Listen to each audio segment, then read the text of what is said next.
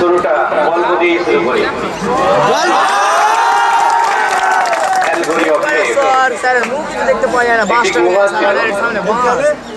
যে গুহায় কখনো সূর্যের আলো পৌঁছায়নি, সেই গুহার মধ্যে কয়েকজন মানুষকে শেকল দিয়ে বাঁধা বলছিল আগুন। এই আগুনের ছায়ায় তারা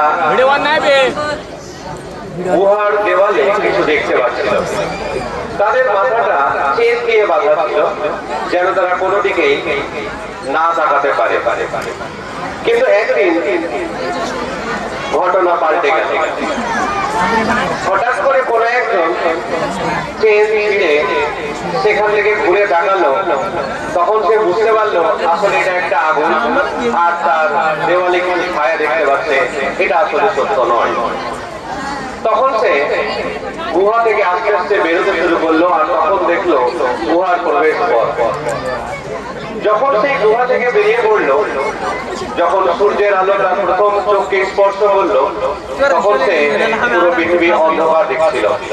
আস্তে আস্তে সময়ের সাথে সাথে সে যখন দৃষ্টি আবার ফিরে পেল, তখন সে পাহাড় দেখতে পেল, সমুদ্র দেখতে পেল, পুরো পৃথিবী যখন দেখতে পেল, তখন সে বুঝতে পারলো যে এতদিন সে যেখানে ছিল সেটা ছিল মিথ্যা। আর সেই চরম মহাসত্য সূর্য এখনকার দৃষ্টির সামনে। এটা অন্য কারো গল্প নয়, এটা হচ্ছে আমাদের সবার গল্প। তখন তার কাছে দুটো রাস্তা, একটা রাস্তা সে সামনের দিকে এগিয়ে যাবে, আর দ্বিতীয় রাস্তা হচ্ছে সে পেছনের দিকে যাবে, গিয়ে মানুষকে বোঝাবে সেটা সত্য নয়, বরঞ্চ সেই মহাসত্য আমাদের জন্য অপেক্ষা করছে। এই যে গল্প বললাম,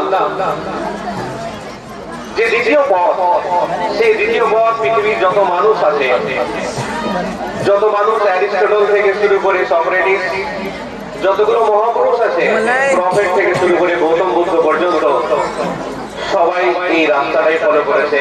তারা সত্য দেখেছে, সত্য চিনেছে এবং মানুষের সামনে সেই সত্য তুলে ধরেছে। আমি এই কথা কেন বলছি, কারণটা হচ্ছে আমি অনেক মানুষ দেখেছি যার কোনো পোশাক ছিল না, আর অনেক পোশাক দেখেছি যার মধ্যে কোনো মানুষ ছিল না।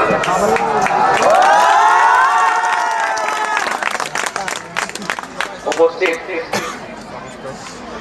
অতিথিবৃন্দ, আমার ডান সাইডে বসে থাকা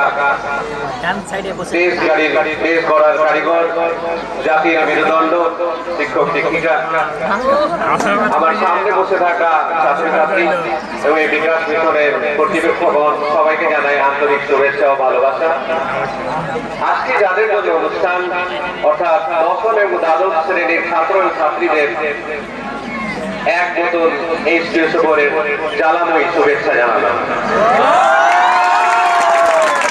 আপনারা এই ক্লাসরুমে 2 বছর ধরে কি করার চেষ্টা করেছি সেটা একটা গল্প দিয়ে বলি। জাপানে একটা রেস্টুরেন্ট আছে যার নাম হচ্ছে ওমনেদেশিয়া। সেখানে এক ভদ্রলোক কফি খাওয়ার জন্য এলেন। তো সেখানে কফি তারা জানালো যে আজকে পাওয়া যাবে না, তো আপনি তার পরিবর্তে গ্রিন টি ব্যবহার করুন, গ্রিন টি। তখন উনি বললেন যে ঠিক আছে তাই হবে। গ্রিন টি যখন দিল, তখন উনি বললেন যে আমি এর মধ্যে সুগার চাই। উনি অত্যন্ত মৃদুভাবে বললেন যে আমরা গ্রিন টির মধ্যে সুগার অ্যালাউ করি না। উনি তখন আবার বুঝিয়ে বললেন যে আমি আপনাকে টাকা দিচ্ছি, কি খাবো না খাবো সেটা আমার ব্যক্তিগত ব্যাপার, আপনি আমাকে সুগার প্রোভাইড করুন। তখন উনি যখন বুঝিয়ে পারলেন না, তখন ম্যানেজারকে ডেকে নিয়ে আসলেন। উনিও সেই একই কথা বললেন যে গ্রিন টির মধ্যে সুগার আমাদের জন্য ক্ষতিকারক। সর্বশেষ পরিণতি হচ্ছে উনি বললেন যে আমরা জানি যে জাপানিজরা কখনো মিথ্যে কথা বলে না, সুগার অ্যাভেলেবল নয়, এটা হোটেলে হতে পারে না, তাই আমাকে দিন, এটা অন্তত আমার কথা রাখুন। তখন উনি বললেন যে জাপানিদের সম্বন্ধে আপনি আরেকটা কথা ধারণা রাখুন, শুধু তারা সত্য বলে না, তার সাথে সাথে যখন কেউ ভুল সিদ্ধান্ত নেয় তখন সেটাকে সে বাধা দেয়। ক্লাসরুমে আমাদের এই কাজটা ছিল সেই ওয়েটারের বা সেই রেস্টুরেন্টের মালিকের মতো। স্টুডেন্টের কাছে অনেক কিছু মনে হয়েছে যে হয়তো এটা আমার জন্য, এটা আমার ভালোর জন্য, কেন তাদেরকে বাধা দিচ্ছে। তো আমরা সেই কাজটাই করেছি, কারণ গ্রিন টির মধ্যে থাকে অ্যান্টিঅক্সিডেন্ট, আর সুগার সেই অ্যান্টিঅক্সিডেন্টকে নষ্ট করে দেয়। তোমরাই হলে ইউজার, কারণ কোটি কোটি স্পাম এবং ওভাম থেকে তোমরাই তৈরি হয়েছো। যদি সেই সামান্য বাজে অভ্যেসগুলোকে যদি বাদ দেওয়া হয় তাহলে ডিসিপ্লিন বজায় থাকবে, কনসিস্টেন্সি বজায় থাকবে। সেই জন্য আমরা সেই ওয়েটারের ভূমিকা কাজ করেছি। আমরা 2 বছরের সম্পর্ক, আজকে হয়তো এই দিনটা একটি চরম সত্য কথা বলে যাবে। সে সত্য হচ্ছে এরপরে এটা আমাদের মিশন এই বলার অধিকার কাছ থেকে হারাবে এবং নতুন একটা বন্ধন বানানোর দিকে এগিয়ে যাবে। আশা করছি যে তোমরা সফল হও, যে স্বপ্ন দেখেছো সেই স্বপ্নকে বাস্তবে রূপান্তর করো। ক্লোরিনের 4.0 তড়িৎ ঋণাত্মকতার নামে শপথ করে বলছি, আমাদের কাছে যে বন্ড ছিল এখন যেমন আছে তখনও থাকবে।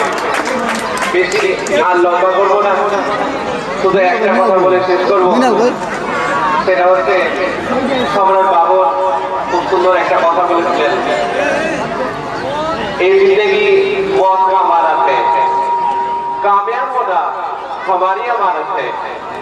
तो इससे पहले कि मौत आए और ले ले जो उसकी अमानत है, चलो चले ले ले जो हमारी अमानत है।